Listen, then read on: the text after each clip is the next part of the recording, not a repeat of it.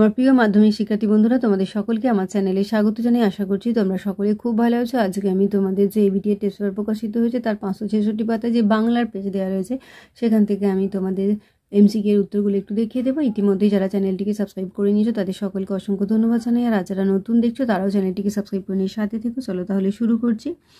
একের সঠিক উত্তরটি নির্বাচন করে। 1.1 গায়ে কাঁটা দিয়ে উঠলো তপনের এটা হবে ক্ষয়টা লেখার পর যখন পড়লো।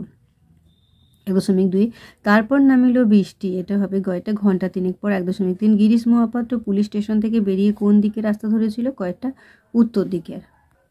1.4 অস্ত্রের বিরুদ্ধে গান কবিতার মূল গ্রন্থের নাম হলো ঘয়টা পাতার পোশাক। 1.5 হৈমবতী সুতো যাকে বধ করেছিলেন তিনি হলেন ক্ষয়টা তারকাসুর।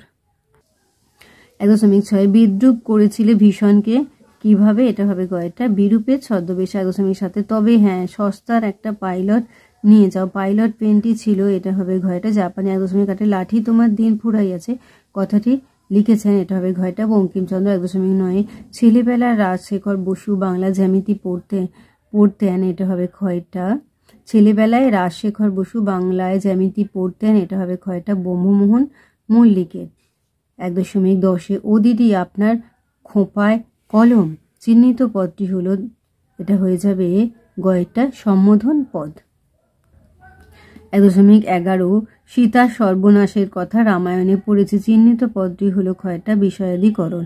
1.12 একজন লেখক অষ্টাদশ শতকে পেয়েছিলেন চিহ্নিত পদটি সমাসের নাম ঘয়টা মধ্যপদলোপী কর্মধারা। 1.13 ব্যাধিকরণ বহুব্রীহি সমাসের উদাহরণ হলো ক্ষয়টা বিনা পানি। 1.14 ক্রিয়া বিশেষণ যোগে বাক্যের কোন অংশের সম্প্রসারণ সম্ভব? ক্ষয়টা বিধেয় অংশের। 1.15 বাক্যস্থিত পদগুলির মধ্যে পারস্পরিক যে অর্থগত ও ভাবগত সম্বন্ধ থাকে তাকে বলে এটা হবে কয়টা যোগ্যতা।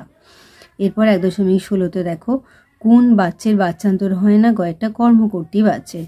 1.17 উপত্যকা রচিত হইল এটি কোন বাচ্চের উদাহরণ? এটা হয়ে যাবে ক্ষয়টা কর্মবাচ্য। তাহলে আমার প্রিয় মাধ্যমিক শিক্ষার্থী বন্ধুরা, আজকে তোমাদের আমি যে এবিটিএ টেস্ট পেপার প্রকাশিত হয়েছে তার 566 পাতায় যে বাংলার পেজ রয়েছে সেখান থেকে আমি এমসিকিউর উত্তরগুলো দেখে দিলাম। আশা করছি সকলেই বুঝতে পেরেছো। ভিডিওটি দেখার জন্য তোমাদের সকলকে অসংখ্য ধন্যবাদ জানাই। ভালো লাগলে লাইক করে কমেন্ট করে বন্ধুদের মধ্যে শেয়ার করে আগামী দিনে নতুন নতুন ক্লাসগুলো পাওয়ার জন্য অবশ্যই চ্যানেলটিকে সাবস্ক্রাইব করে সাথে থেকো। তোমরা সকলেই খুব ভালো থেকো।